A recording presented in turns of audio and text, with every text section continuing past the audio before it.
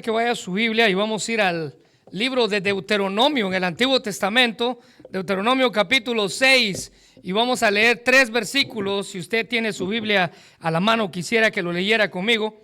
Deuteronomio capítulo 6, y vamos a leer de los versículos 4 al 9.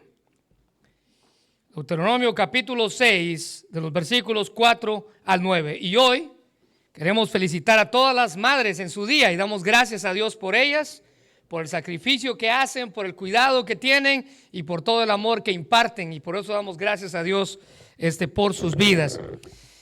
Hoy quisiera hablar a ustedes hablando acerca de familias a prueba de fuego, quisiera hablar con respecto al tema instrucción con intención. Dios quiere que usted y yo impartamos y tengamos para nuestros hijos instrucción con intención. Así que Deuteronomio capítulo 6, versículos del 4 al 9, nos muestra lo que la Biblia nos enseña acerca de una buena instrucción bíblica, del modelo bíblico para la instrucción.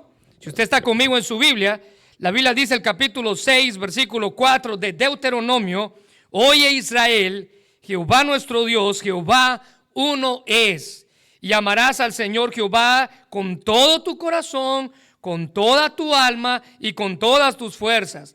Y estas palabras que yo te mando hoy estarán sobre tu corazón. Versículo 7. Y las repetirás a tus hijos y hablarás de ellas estando en tu casa y andando por el camino, al acostarte y cuando te levantes, y las atarás como una señal en tu mano y estarán como frontales entre tus ojos, y las escribirás en los postes de tu casa y en tus puertas. Hoy vamos a hablar acerca de la instrucción con intención, porque esto es básicamente lo que usted ve ahí.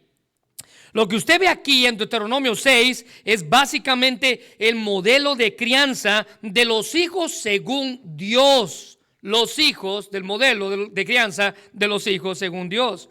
Pero para entender esto necesitamos preguntarnos con honestidad, en primer lugar, ¿cómo puedo ser un padre o una madre piadosa? El primer examen es conmigo. ¿Cómo puedo ser un padre y una madre piadosa? En segundo lugar, ¿cómo podemos ayudar a nuestros hijos a servir y a seguir a Dios para que ellos cumplan su voluntad en sus propias vidas? Y en tercer lugar, tenemos que preguntarnos ¿qué puede hacer la iglesia para ayudarnos en nuestra labor como padres? Mire, no importa si usted tiene 10 hijos o tiene un hijo, la responsabilidad siempre es la misma. Y esta es la responsabilidad: criar pequeños seres humanos pecadores, escuche bien, pecadores, criar pequeños seres humanos pecadores para que cumplan la voluntad de Dios en sus propias vidas. Mire, si hay algo que podemos afirmar es que criar hijos de acuerdo al modelo de Dios es una responsabilidad muy, pero muy grande. Alguien definió la paternidad bíblica y está ahí en sus notas, es el primer enunciado que aparece ahí. Eso, si usted quiere ponerle ahí, os quiere escribir, escriba la paternidad bíblica. Alguien la describió de esa manera: el proceso donde la meta principal es hacer de nuestros hijos discípulos de Cristo al mismo tiempo que estamos preparándolos para la eternidad. Dos cosas tiene como meta principal, como mira principal la paternidad bíblica: hacerlos seguidores de Cristo, es decir, convertirlos en discípulos de Cristo, y número 2, prepararlos para la eternidad. Mire, de ahí la importancia, hermano, de instruirlos con la intención que aprendan. Es decir, usted no instruye solamente para ver si a algo se le pega en el camino. No, usted instruye con la intención de que él o que esa pequeña niña aprendan que pueden ser discípulos de Cristo y prepararlos para la eternidad. Mire, el apóstol Pablo, hablándole a la iglesia en Tesalónica, nos muestra la manera en la que usted y yo debemos criar hijos pequeños. Él dice: así yo los crío, pero ustedes siendo adultos, dice él, hablando de sus discípulos. En 1 Tesalonicenses 2, 11 al 12 dice: saben también que cada uno de ustedes lo hemos tratado como, escuche bien y subraya esto, como trata un padre a sus propios hijos.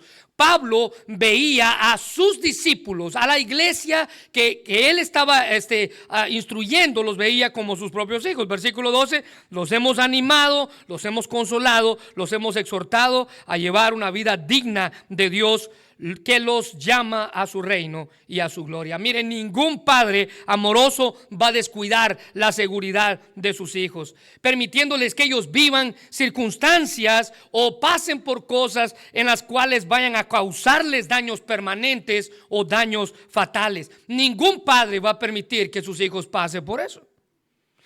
Mire, si lo pudiéramos poner a nuestros días, ningún padre deja que un hijo de 2 años corra con un cuchillo en la casa, ¿verdad? El niño va corriendo por todos lados y el padre no le dice nada. Es que no le digo nada porque se va a enojar conmigo. No, ningún padre hace eso.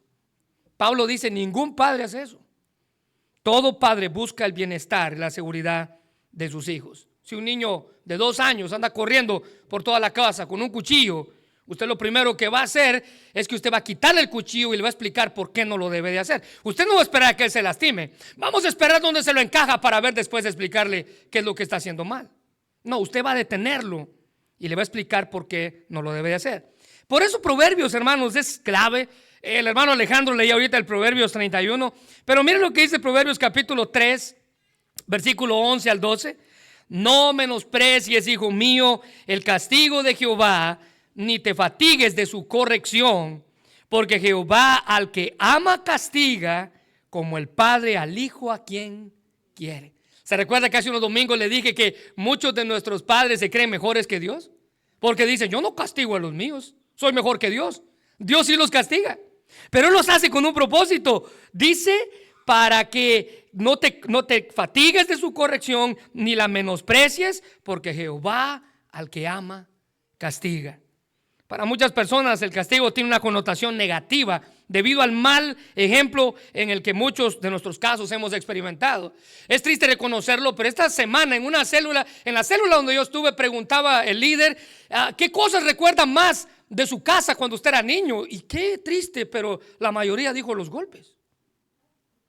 No puedo creer que lo que más recuerde usted de su hogar fueron los golpes que le dieron. No. Tenemos una connotación negativa de lo que es castigar.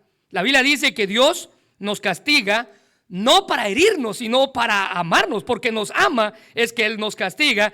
No nos castiga porque disfrute hacernos sufrir, sino porque está preocupado por nuestra madurez. Y esta es una instrucción con intención. Dios sabe que para que podamos ser moralmente fuertes y moralmente buenos, debemos aprender la diferencia entre el bien y el mal. Y al igual que nuestros hijos necesitan conocer dicha diferencia entre el bien y el mal. La amorosa disciplina de Dios nos permite hacer todo eso y mucho más. Su instrucción, dice la Biblia, nos guía.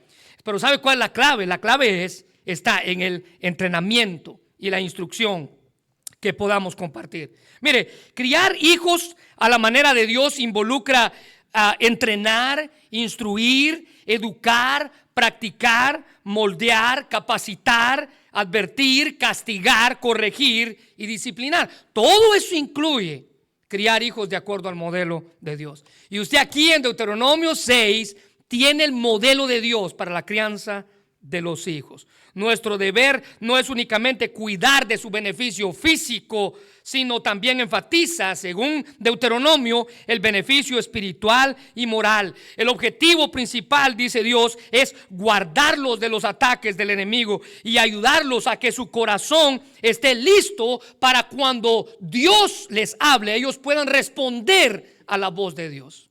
Por eso está creando hijos usted. Usted está creando hijos para que cuando Dios les hable, ellos respondan a la voz de Dios. Cuando Dios les hable, ellos digan, aquí estoy, convirtiéndose ellos en dignos portadores del estandarte de Dios en sus propias vidas. ¿Se recuerda del niño Samuel? Que lo mencioné hace unas semanas atrás cuando hablábamos de Elí. Dice la Biblia que el pequeño Samuel servía en el templo desde que fue, la Biblia dice, destetado de su madre. Algunos consideran que el niño fue llevado al templo cuando él tenía más o menos como 2 años de edad.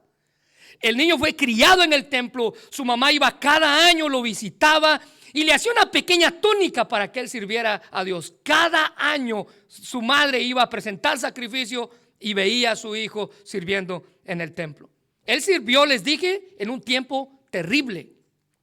Primera de Samuel capítulo 3 versículo 1 dice, y el joven Samuel ministraba a Jehová. Esa palabra ministrar significa servir, si lo quieren anotar allá a un lado. en presencia de Elí, el sumo sacerdote del cual ya hablamos hace 2 mensajes atrás. Pero note esto, ¿en qué tiempo Samuel vivía? Y la palabra de Jehová escaseaba en aquellos días. No había visión con frecuencia. En esa época, el pequeño Samuel servía a su Dios. Entonces, como no había palabra y no había visión, Dios no hablaba con el pueblo. En una ocasión dice la Biblia que Dios llamó al pequeño Samuel 3 veces. 3 veces. ¿Se recuerda? Él estaba dormido y Dios le decía a Samuel, Samuel. Siendo él un niño, él se levantaba rápido y corría donde estaba el sumo sacerdote, Elí, y le preguntaba, ¿me llamaste? 3 ocasiones ocurrió lo mismo. Corría donde Elí le decía, no, yo no te he llamado, regrésate a dormir. Y ahí, hermanos, de aquí podemos ver, escuche bien, la importancia de preparar el corazón de nuestros hijos para cuando ellos escuchen la voz de Dios, ellos puedan decir, aquí estoy, heme aquí. Después de la 3ª vez, Elí entendió que era Dios quien lo llamaba y lo instruyó para que estuviese listo a responder a la voz de Dios. En 1 Samuel 3, 8 al 9 dice, Jehová pues llamó la 3ª vez a Samuel y él se levantó y vino a Elí y le dijo, heme aquí, ¿para qué me has llamado? Es decir, Samuel a Elí. Entonces entendió Elí que Jehová llamaba al joven y dijo Elí a Samuel, ve y acuéstate y si te vuelve a llamar dirás, habla Jehová, porque tu siervo oye. Y así fue Samuel y se acostó en su lugar. Prepararlos para cuando escuchen la voz de Dios. Mire, en su libro, Una familia conforme al corazón de Dios, el escritor Jairo Carvajal Delgado afirma que la clave está en trabajar en el corazón de nuestros hijos. Él dice, el comportamiento revela lo que hay en el corazón. Su conducta es simplemente un reflejo de lo que está, dice este escritor, en su corazón. El niño se comporta como se comporta porque dentro de él está algo que lo impulsa a comportarse así. Ahora, él nos da una clave y está ahí en sus notas. Necesitamos enfocar nuestros esfuerzos, dice él, en enseñar y entrenar. Y cuando entrenemos a nuestros hijos, 3 cosas que quiero que usted y yo aprendamos. Número 1, no de lecciones fuera de tiempo, que más bien parecen sermones sin sentido. Entrene. Número 2, no golpee abusando de su fuerza. Entrene. Número 3, no castigue para desquitar su vergüenza o su coraje, sino entrene. La clave está en el entrenamiento. Mire, Deuteronomio, hermanos, son las palabras de Dios por Moisés dadas a la nueva generación, es decir, la generación que sobrevivió el desierto. Si usted se recuerda, Dios maldijo al pueblo y les dijo, ahora ustedes van a vagar por 40 años y todo menor de 20 años va a entrar a la tierra prometida, pero todo mayor de 20 años que se rehusó a creer en lo que yo estaba diciendo, dice Dios, todos ustedes van a morir en el desierto. 40 años el pueblo vagó en el desierto hasta que murió el último de esa generación. Entonces 40 años vagó hasta que murió el último, pero en Deuteronomio son las leyes y los principios para la nueva generación, la generación que iba a poseer la tierra prometida. De ahí usted puede darse cuenta que en Éxodo 20 están los 10 mandamientos dados a la primera generación, pero si usted puede ver una hoja atrás en su Biblia, en Deuteronomio capítulo 5, versículos del 1 al 21, usted vuelve a encontrar los 10 mandamientos. ¿Sabe para quiénes son? Para la nueva generación, la generación que iba a entrar a la tierra prometida, la generación de muchachos que vio a sus padres antes de entrar a la tierra prometida. Dios le vuelve a dictar sus leyes al pueblo para que ahora ellos no cometan los mismos errores que sus padres cometieron, para que ellos de verdad busquen a Dios. Ellos tenían una responsabilidad. Pero ahora estos muchachos, que en aquella ocasión tenían 20 años, ahora estos muchachos tenían más o menos como 60 años. Ahora ellos ya eran padres y probablemente muchos de ellos ya eran abuelos. Esta nueva generación ya eran padres, esta nueva generación probablemente ya eran abuelos. Ahora ellos tenían hijos. Y la instrucción de Dios no simplemente es, no se comporten como sus papás, no, ahora es aprendan lo bueno y enséñensela a sus hijos. Y ahí es donde aparece Deuteronomio capítulo 6, versículos del 4 al 10. Pero para lograr transmitir eso a sus hijos, vea que ellos tenían que hacer. En primer lugar, ahí en sus notas, ellos debían obedecer a Dios. Para transmitir esto a sus hijos, ahora ellos, siendo ya padres, ellos debían obedecer a Dios. Ellos debían obedecer a Dios. Mira el capítulo 6, versículo 4, si es tan amable. Vamos a ver los versículos uno por uno ahí, si usted tiene su Biblia en la mano. El versículo 4 dice: oye Israel, Jehová nuestro Dios, Jehová uno es. Este versículo da inicio a lo que en el hebreo se le conoce como la Shema, que significa oír inteligentemente. Esa palabra Shema, que usted si puede ver el versículo 4, la primera palabra que aparece es oye. Esa es la palabra Shema. De ahí es donde toma su nombre este grupo de versículos. Esta palabra Shema muy a menudo tiene la implicación de poner atención y está relacionada con la obediencia. Ellos ahora debían de advertir a sus hijos lo que se supone que ellos ya estaban haciendo, que era obedecer a su Dios, obedecer la ley de su Dios. Y la Shema se había convertido hasta nuestros días en la confesión judía de fe. La confesión judía de fe. Todo judío devoto recita las palabras de la Shema aún en nuestros días. Todo judío devoto recita estas palabras junto con Deuteronomio capítulo 11 versículos 13 al 21 y Números capítulo 15 versículos 37 al 41. Todo judío devoto recita estos pasajes 2 veces por día, todos los días. 2 veces por día, todos los días. Ellos estaban a punto de entrar en la tierra prometida que se les había dado por años, pero para obtener éxito en su conquista, ellos debían de hacer 2 cosas: oír y obedecer. Miren lo que dice el capítulo 6, versículo 1.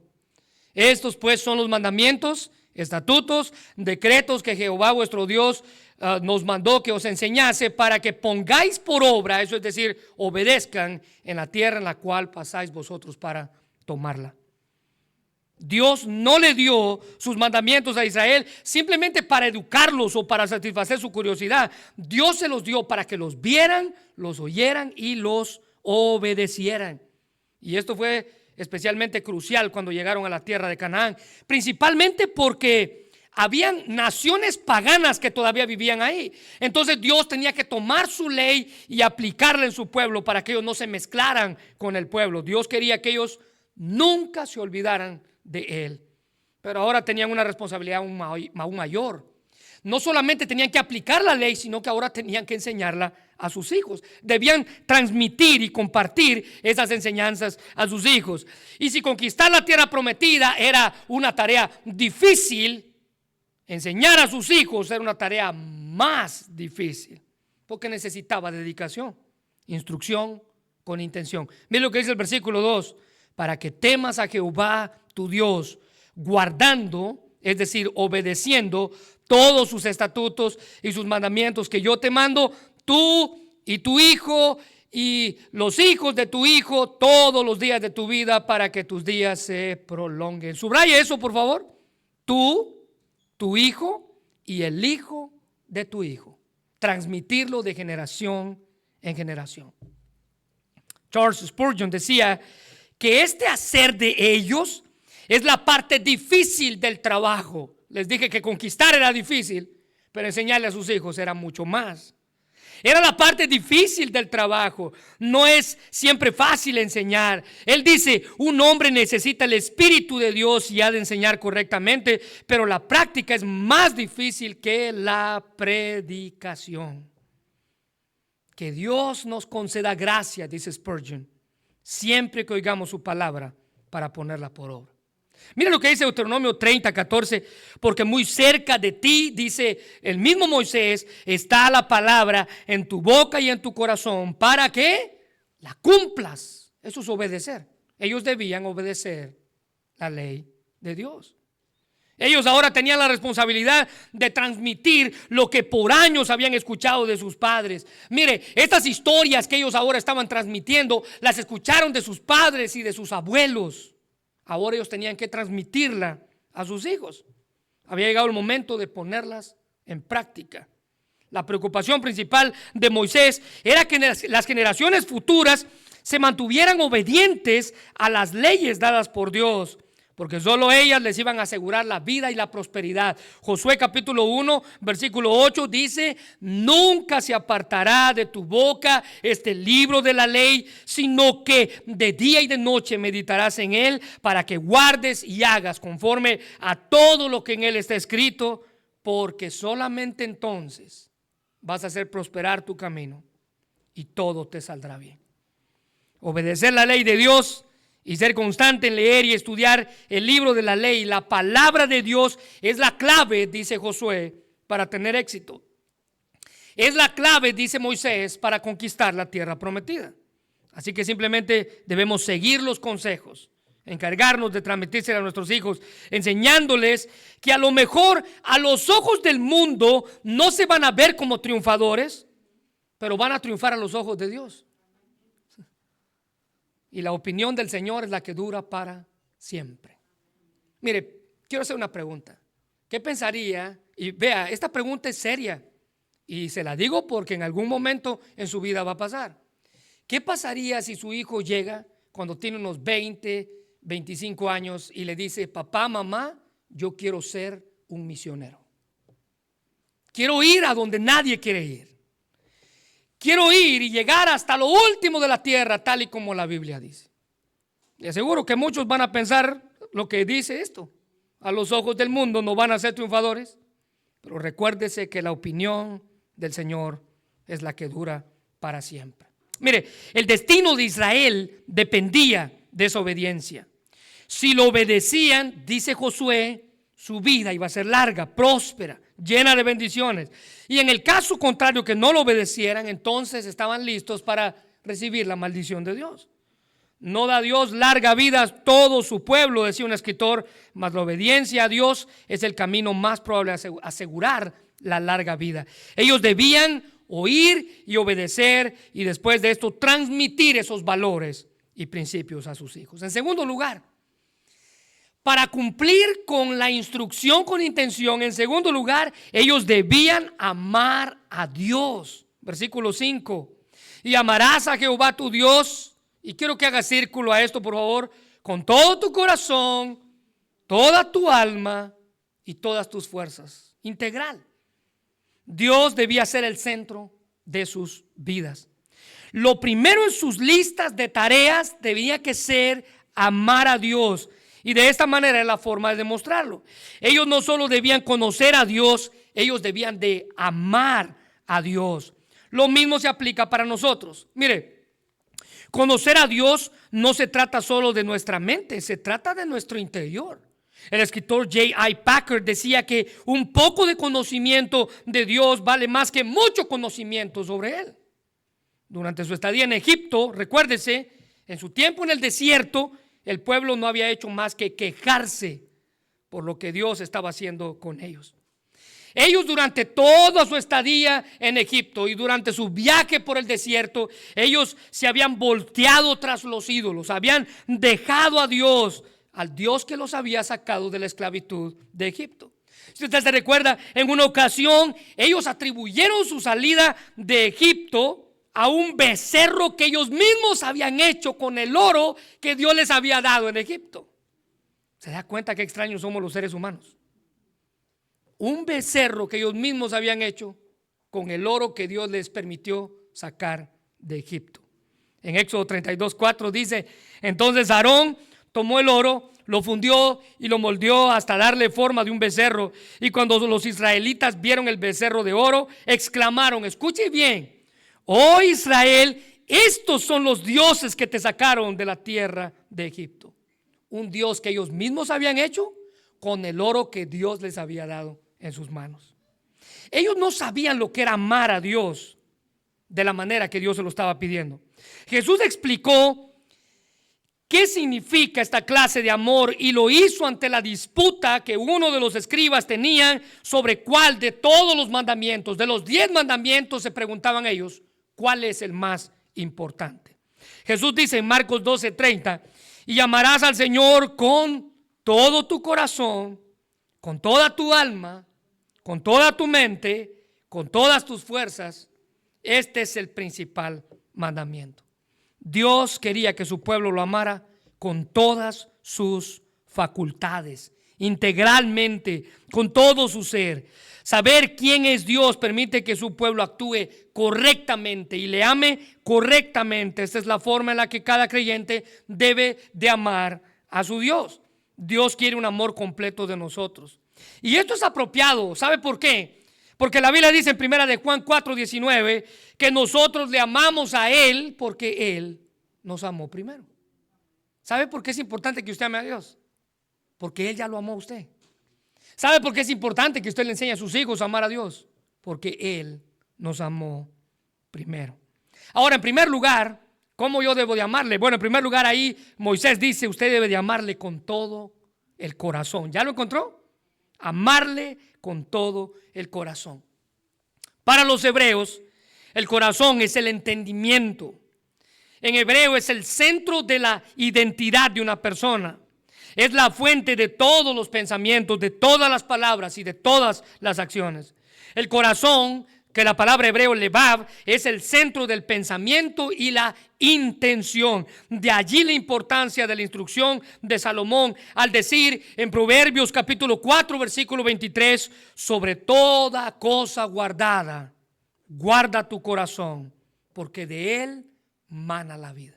Subraya eso, por favor.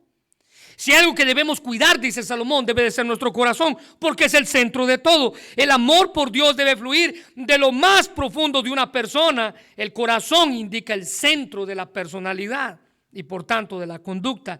Ellos debían tener un corazón que estuviera inclinado a Dios y a sus mandatos. En Deuteronomio 8:2 dice, y te acordarás de todo el camino por donde te ha traído Jehová tu Dios estos 40 años en el desierto para afligirte, para probarte, para saber, subraya esto, lo que había en tu corazón.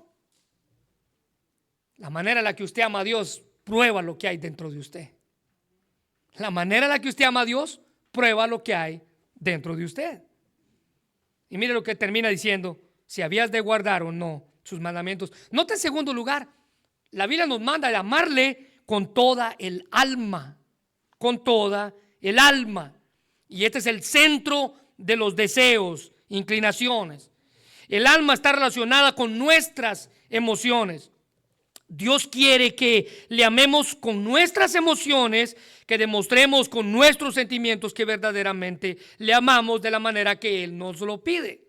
En referencia a los humanos, este término expresa el deseo. Mire Josué capítulo 23, versículo 11. En su último discurso de Josué para el pueblo, antes de morir, Él les dice, guardad pues con diligencia vuestras almas para que améis a Jehová, vuestro Dios. Amarle a Dios con toda nuestra alma. Mire, hay 3 diferentes versiones ahí en su bosquejo, si usted las quiere ver. En la Nueva Traducción Viviente dice, asegúrense de amar al Señor su Dios. La palabra de Dios para todos dice, pongan mucho empeño. Eso significa amar a Dios con toda nuestra alma. Pongan mucho empeño en amar a Dios. Pero la que nos muestra más lo que significa ese pasaje es la Nueva Versión Internacional. Dice, hagan pues todo lo que esté de su parte para amar a Dios, para amar al Señor su Dios. Esto es amar con intención, poner de nuestra parte, esforzarnos por hacerlo correctamente. Ahora note en tercer lugar, amarle con todas nuestras fuerzas. Versículo 5 de Deuteronomio 6. Y amarás al Señor tu Dios con todo tu corazón, con toda tu alma y con todas tus fuerzas. Las fuerzas representan la energía operativa del ser humano. Y con mucha probabilidad las posesiones o bienes de que podamos tener de fortuna. Se refiere a toda nuestra energía física, nuestra energía funcional. Amarle con todo lo que somos y con todo lo que tenemos, dice Dios. Usted enséñele a sus hijos a amar a Dios con todo lo que usted tiene. Proverbios capítulo 3, versículo 9 dice, demuéstrenle a Dios que para ti Él es lo más importante. Dale lo que tienes y de todo lo que ganes. Usted tiene que enseñarle a sus hijos que el fruto de su trabajo es un fruto del esfuerzo suyo, pero que viene de Dios. Eso es amar a Dios con todas nuestras fuerzas.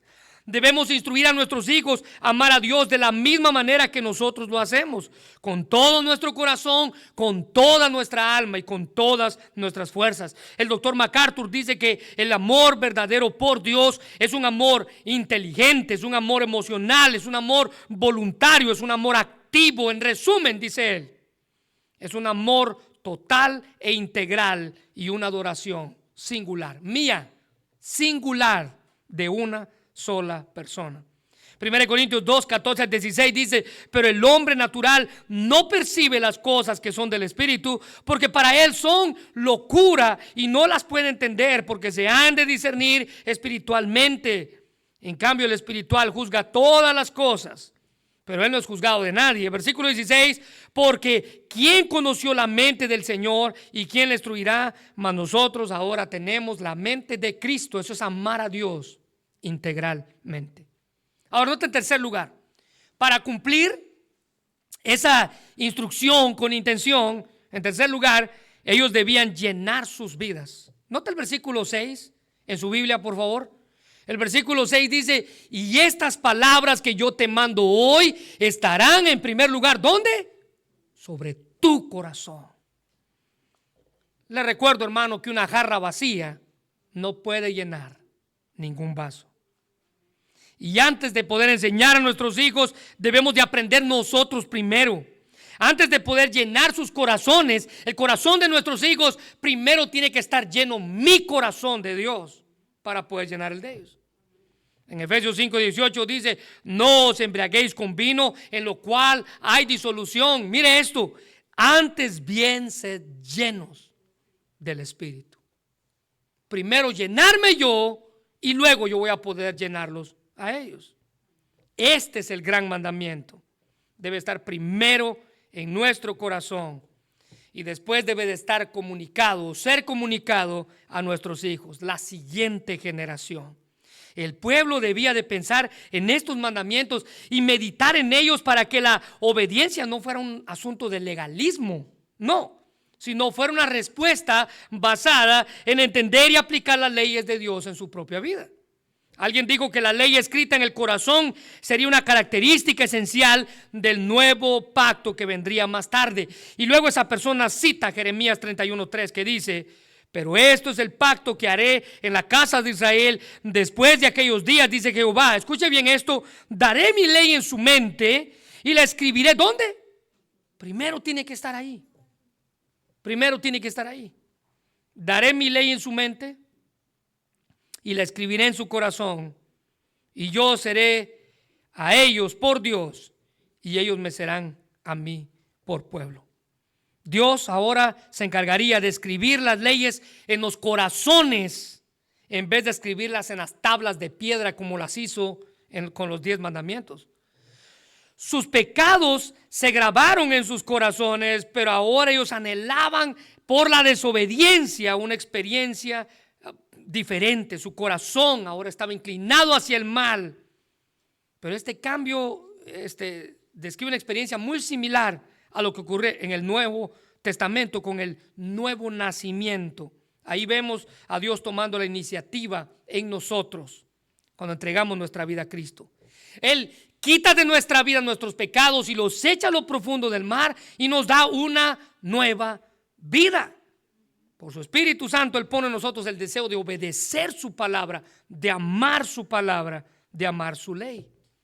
Pero primero, dice Deuteronomio, tiene que estar dentro de mí. Usted no va a comunicar nada a sus hijos que no usted tenga en su corazón. Primero yo tengo que llenar mi vida. Después poder transmitirla a nuestros hijos. Mire, recuerde que ellos escuchan más, escuche bien lo que voy a decir. Escuchan más lo que hacemos que lo que decimos.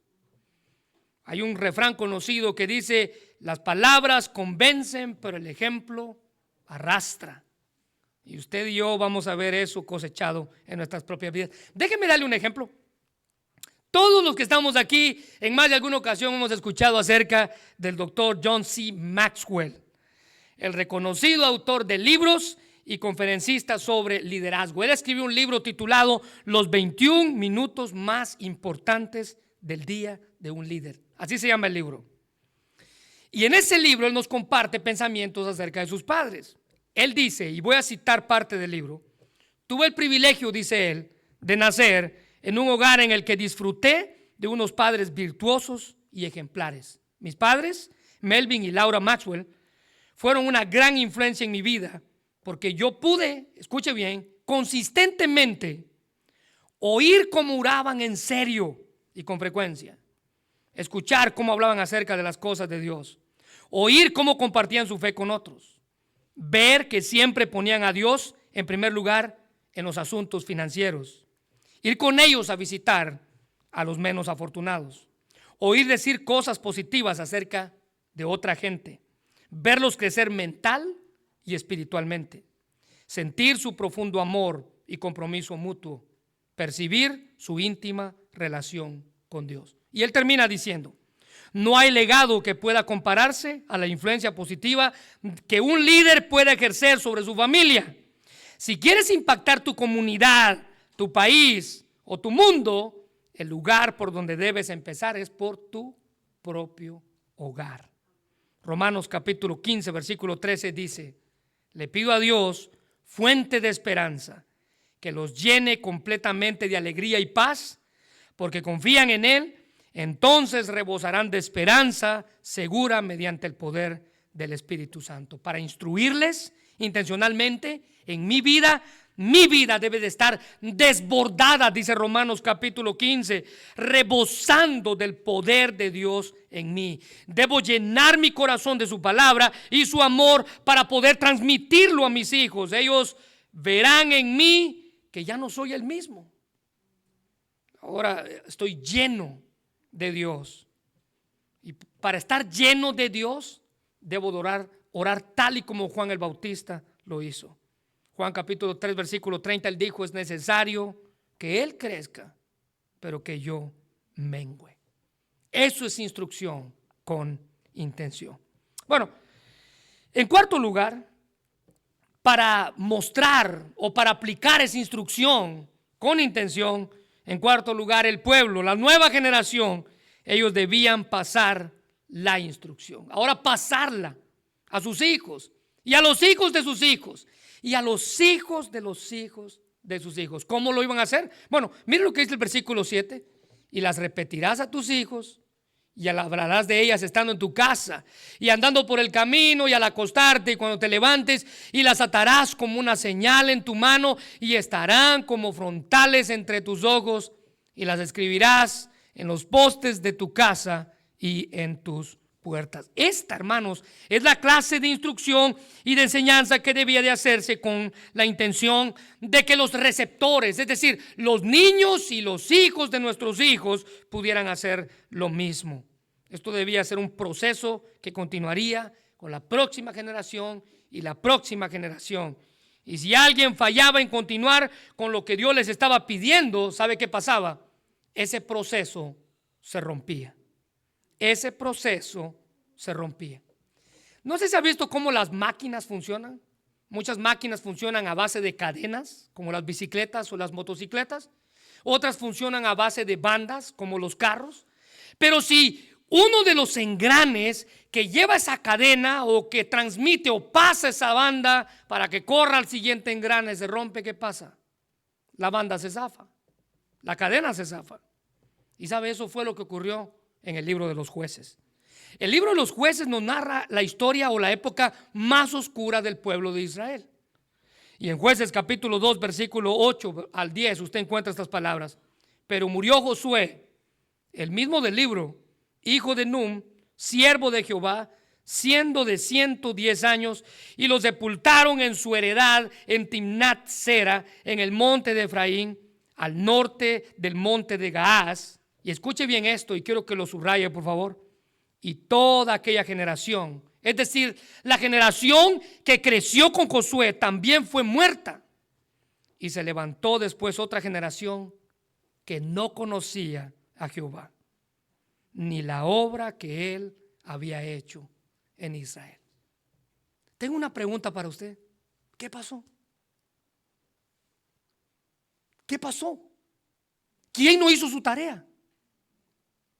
A los hijos de los hijos de los hijos. ¿Qué pasó? ¿Quién no puso en práctica? ¿Quién no hizo lo que tenía que hacer? Y no te le dije que en el libro de los jueces hay atrocidades que en ningún otro libro se menciona. Alguien no hizo su tarea. Alguien no cumplió su propósito. Alguien dijo, es mejor encender la televisión en lugar de enseñar a los hijos. Alguien dijo, es mejor ver el teléfono en lugar de enseñar a los hijos. Y usted tiene la generación de los jueces, la época más oscura del pueblo de Israel. Versículo 10, y se levantó después de ellos otra generación que no conocía a Jehová, ni mucho menos las obras que él había hecho con ellos. Una generación murió y la siguiente generación no conoció a Dios. Israel había caído en ese ciclo de pecado. ¿Se recuerda cuando estudiábamos los jueces? Pecaban, se arrepentían, Dios los castigaba, les mandaba un libertador y luego volvían a pecar y el ciclo seguía y seguía y seguía. Cada generación fracasó al intentar enseñar la siguiente generación de amar a su Dios, de servir y seguir a Dios. A pesar de que era el centro, lo principal de la ley. Dice el versículo 7, y las vas a repetir a tus hijos. Dice el versículo 1, y las vas a enseñar. Dice el versículo 2, a tu hijo y a tu hijo y a los hijos de tus hijos. El problema, hermanos, es que nos sentimos tentados a dejar la tarea de enseñar la fe cristiana a la iglesia. No, es la iglesia la que tiene la labor. A la educación o a la escuela cristiana. Mire, Dios dice que esta responsabilidad le pertenece, ¿sabe a quién? A la familia, los padres. Debido a que los niños aprenden mejor con el ejemplo. Les dije, nuestros hijos escuchan más lo que usted hace que lo que usted dice. Y la fe es una cuestión familiar. Según de Timoteo capítulo 1 versículo 5 nos prueba esto y nos lo prueba muy bien. Pablo dice, trayendo a la memoria la fe no fingida que hay en ti, le está hablando a Timoteo, la cual habitó primero en tu abuela Loida y en tu madre Eunice. Y estoy seguro que también tú, Timoteo, tienes la misma fe de esta abuelita y de esta mamá. Loida y Eunice, madre y abuela de Timoteo, eran cristianas convertidas con anterioridad, antes de que Timoteo fuera pastor de la iglesia en Éfeso. Algunos consideran que probablemente estas dos señoras se convirtieron en el ministerio del apóstol Pablo, en una de las predicaciones de Pablo. Nunca se menciona el papá de Timoteo, pero ellas habían comunicado su fe sólida a este muchachito llamado Timoteo, aun cuando su padre, la Biblia dice que era un griego, se deduce que era un pagano, no era creyente, pero estas dos mujeres se encargaron de inculcar su fe a un niño llamado Timoteo. Este niño creció y cuando tenía más o menos como 16, 17 años, conoce al apóstol Pablo y se convierte en pastor de la iglesia de Éfeso. Mire, para pasar la instrucción, hermanos, a la próxima generación, no ocultemos nuestra fe en el hogar. Nuestras familias son, decía un escritor, una tierra fértil para plantar la semilla del evangelio. Así que permita que sus padres, hijos, cónyuges, hermanos, hermanas se enteren de lo que usted cree por la manera en la que usted vive. Y asegúrese de que ellos vean ese amor y la ayuda y el gozo de Cristo. Y para cumplir dicha tarea de transmitir a la nueva generación la enseñanza, aquí Deuteronomio nos da cierta instrucción. En primer lugar dice, versículo 7, las repetirás a tus hijos. Note que hay 3 verbos que quiero señalar. El primero es repetirás, escríbalo. Le ordena al pueblo no solo enseñar a sus hijos, sino hacerlo con diligencia, repetirlo. Se le encarga asumir la tarea. Y aunque a veces es una tarea difícil, les dije, conquistar la tierra era difícil, pero enseñarle a los hijos era mucho más difícil. Enseñar a los hijos la verdad de Dios y sus obras es una responsabilidad grande que usted no puede negar y usted no puede rechazar, sino usted tiene que hacer y disfrutar. Ya sea que usted tenga 1 o 10 hijos, tiene que instruirles a todos de la misma manera. Los pastores, los maestros de escuela dominical, los obreros cristianos, sí, hacen su papel. Usted los trae aquí y ellos les enseñan. Pero nunca debe reemplazar esa responsabilidad de los padres de enseñar a sus hijos en el hogar. Alguien dijo que por mucho que amemos y apreciemos el sistema de la escuela dominical, espero que nunca olvidemos que el primer deber hacia el niño le pertenece a su padre, a sus padres. Los padres son los agentes más naturales que Dios puede usar para la salvación de sus hijos.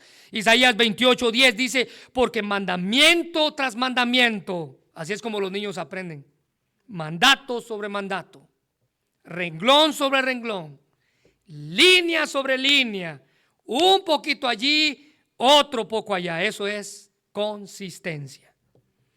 La Biblia de las Américas dice que le debemos enseñar diligentemente. Enseñarás a tus hijos. Y esa palabra diligentemente significa constancia. Constancia. Esto nos habla del estado de urgencia con la que debemos cumplir lo que Dios nos está mandando. Tenga cuidado en fallar eso, porque probablemente la próxima generación también se le olvide hacerlo. Y así creamos una generación que vivió en el libro de los jueces. Mire, Moisés nos exhorta aquí a hablar de ellas cuando estemos en casa, cuando andemos por el camino, cuando nos acostemos, cuando nos levantemos. La palabra de Dios debe de ser un estilo de vida en nuestro hogar. Un estilo de vida en nuestro hogar. Cada circunstancia que vivamos en el hogar debe de apuntar a una verdad bíblica. Cada situación que enfrentemos en el hogar debe de apuntar a una verdad bíblica. Que nos faltó el trabajo debe de apuntar a una verdad bíblica. Que tenemos en abundancia debe de apuntar a una verdad bíblica. Note en segundo lugar, el segundo verbo es los atarás, como una señal en tu mano. Los atarás como una señal en tu mano. Mira el versículo 8. Y las atarás como una señal en tu mano y estarán como frontales entre tus ojos. El primer uso de este concepto de atar algo en la mano o en la frente, ¿verdad? Se encontraba o tenía relación con la celebración de la Pascua, porque la Pascua sería una señal en su mano y un memorial delante de sus ojos. Básicamente la idea aquí es tener algo que esté presente para siempre recordarlo. Éxodo capítulo 13 versículo 9 dice, y será la Pascua como una señal sobre tu mano y como un memorial delante de tus ojos, para que la ley de Jehová esté en tu boca, por cuanto con mano fuerte te sacó de Egipto. Éxodo capítulo 13 versículo 16, te será pues como una señal sobre tu mano y por un memorial delante de tus ojos, por cuanto Jehová nos sacó de Egipto con mano fuerte. Ahora, este coloca la frase en un contexto simbólico aquí en Deuteronomio capítulo 6, porque indica que la verdad de la liberación de Israel de Egipto debía ser tan familiar para ellos y prominente como una señal visible que ellos pudieran entender. ¿Sabe qué significa eso? Los abuelos no tenían que pensar en qué historia contar.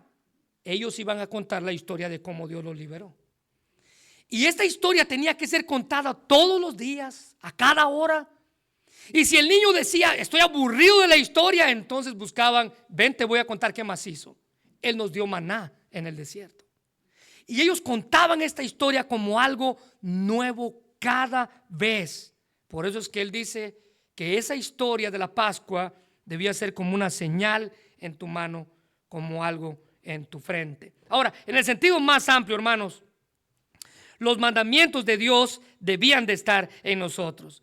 Ahora, de esta manera similar, este contexto de Deuteronomio, también el significado es simbólico. Los mandamientos de Dios debían ser igualmente familiares e importantes para Israel, como una señal en su mano y como una señal en su frente. mandamientos deben de ser memorizados y aclarados. En la época de Jesús, los judíos empleaban este pasaje como un fundamento para la práctica de llevar lo que se le llama y se conoce, si usted lo quiere anotar ahí, filacterias, así como lo escucha, filacterias. ¿Y qué era una filacteria?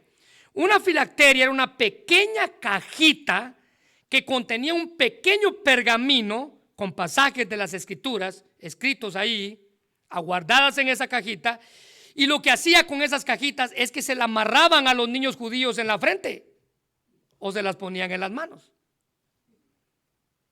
Era un simbólico, y lo que simbolizaba era que nuestra mente tenía que estar controlada por la palabra de Dios y nuestras acciones tenían que estar controladas por la palabra de Dios. Era algo simbólico que los judíos hacían. El problema fue que Jesús condenó el uso de filacterias entre los fariseos porque los fariseos querían hacer cajas más grandes. ¿Se imagina una caja de zapato amarrada a la cabeza? Pero ¿sabe qué ellos querían demostrar? Con esa caja más grande era que ellos tenían más conocimiento de más pasajes bíblicos que el resto del pueblo que tenía cajas pequeñas. Bueno, Jesús dice en Mateo 23:5, antes hacen todas sus obras para ser vistos por los hombres, la caja de zapato amarrada a la frente, pues ensanchan sus filacterias y extienden sus flecos de sus mantos. Jesús condenó el uso, pero básicamente era un uso simbólico. Mi mente y mis acciones deben de estar controlados por la palabra de Dios. Transmita eso a sus hijos. Sus pensamientos deben de estar controlados por la palabra de Dios. Sus acciones deben de estar controlados por la palabra de Dios. Alguien me dijo en una ocasión, antes de que Sarita naciera, a usted le fue bien porque usted va a criar varones. Yo tengo puras niñas, me decía esta persona. No importa si son niñas o niños. La enseñanza bíblica es la misma y se aplica para toda edad, para todo género. Ahora, nota en tercer lugar, las escribirás en los postes de tu casa y en tus puertas. Versículo 9. Y al igual que los mandamientos de atar la ley de Dios como una señal en su mano o en su cabeza, esto se extiende a un sentido simbólico, indicando el tipo de prominencia y atención que debe darse a la palabra de Dios dentro de cada hogar de los cristianos. Ahora, quiero que subraye una palabra, por favor, en el versículo 9, escribirás. Hágale un círculo a eso. Porque esa palabra escribirás tiene el sentido de grabar, y la imagen que se le da al escrito es el grabador de monumentos que con un martillo y un cincel en la mano estaba esculpiendo cuidadosamente el texto en la superficie de esa placa de granito, de esa piedra, y era un trabajo que le daba satisfacción a la persona. Eso es lo que Moisés está tratando de hacernos entender. Todo nuestro hogar debe estar inundado con la palabra de Dios. No solo nuestras conversaciones, no solo nuestros pensamientos, sino las paredes y las puertas de nuestra casa. La palabra de Dios debe controlar nuestros pensamientos y nuestras acciones. Y este mandamiento está relacionado a esa práctica judía de escribir en los postes pequeñas frases o pequeños pergaminos de la palabra de Dios. Proverbios 4, del 1 al 4 dice: oíd, hijos, la enseñanza de un padre, y estad atentos para que conozcáis cordura. Versículo 2: porque os doy buena enseñanza, no desamparéis mi ley.